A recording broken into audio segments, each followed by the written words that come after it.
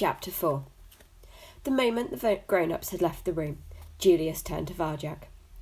"I know why the Contessa's not here," he said, digging a claw into the toy mouse. "It's because she can't stand to look at Varjak's eyes." Jasmine, Jay, Jethro and Jerome all stood by Julius's side. No one stood by Varjak's side.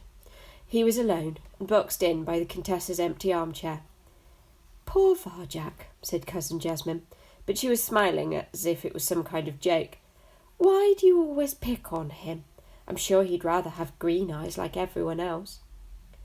"Because they're different," said Jay. "The colour of danger," said Jerome. "He's not one of us," concluded Jethro. Varjak ignored them. He didn't even look at them, instead staring into the fire.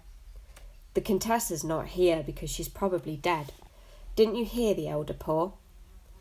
"That's enough, insect," snapped Julius. "No one asked you. How dare you speak in family council? You're a disgrace to the name of Jalal." Julius's tail thudded menacingly on the rug. Very slowly Varjak looked up and met his big brother's eyes. His own tail started to thud. "Is that supposed to scare me?" sneered Julius. He towered over Varjak Paw. His claws came out. So did Varjak's. "Fight! Fight! Fight!" Jay, Jethro and Jerome crowded around the two of them.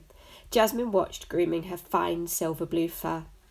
Varjak shook inside, but he didn't show it, didn't back off. He'd never had a real fight, and he knew he didn't stand a chance against Julius.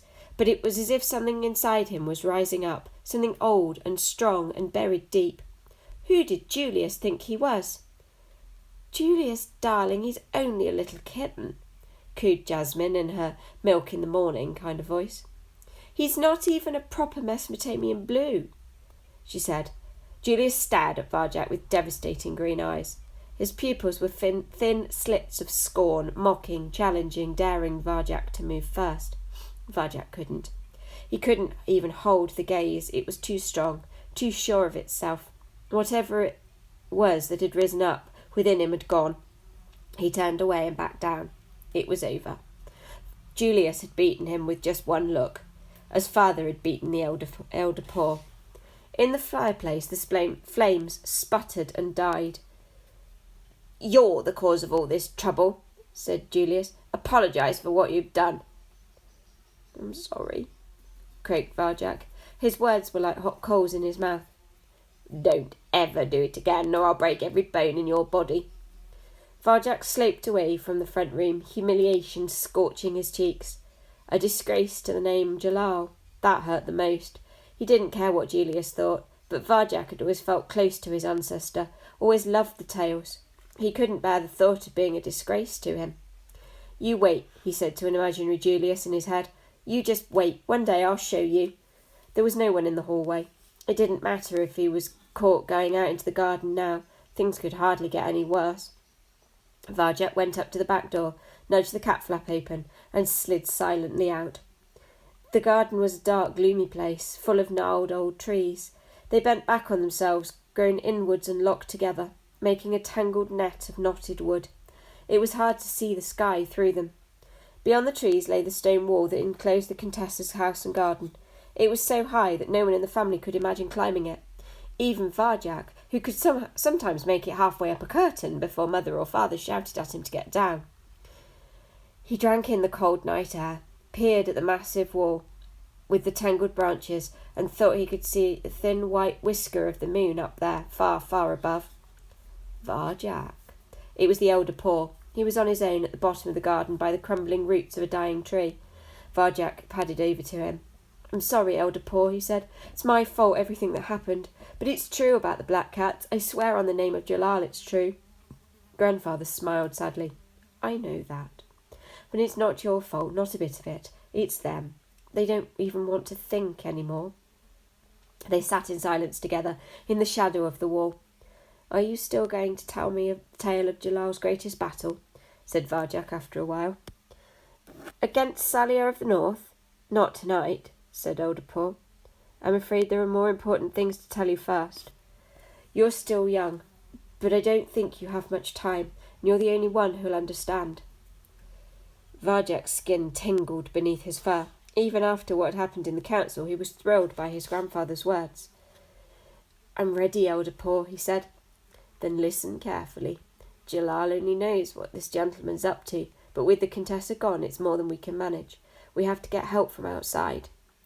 "Outside? Isn't the world outside full of monsters?" said Varjak.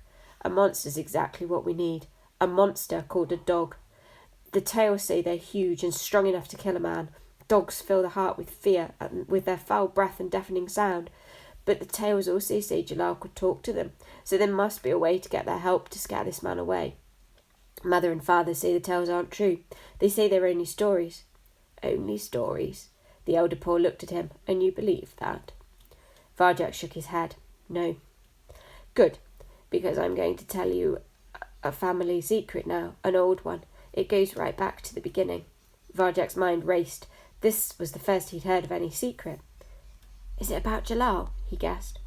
The elder Paul smiled in the dark. "It is indeed. Everyone knows the tales of Jalal, but his way is a mystery known to only a few." The way of Jalal. This was something Julius and the others knew nothing about, and the elder Paul was telling him and no one else. "The way," said the elder Paul, "has passed down through ages from paw to paw. Much of it has been forgotten over the years, lost and corrupted through time. Now only fragments remain. Perhaps the way will help us talk to dogs, perhaps not. I do not know it all, and I fear I won't have long enough to teach you the parts I know, but that's all we have left." Varjak was strangely disappointed. Now he knew there was a family secret. He wanted to know it all. What was the point of a secret that was lost? Still, it was better than nothing. "Tell me more, Elder Paul." "Come closer." Varjak bent towards him. Closer. He leaned right over so his ear was by the elder Paul's mouth.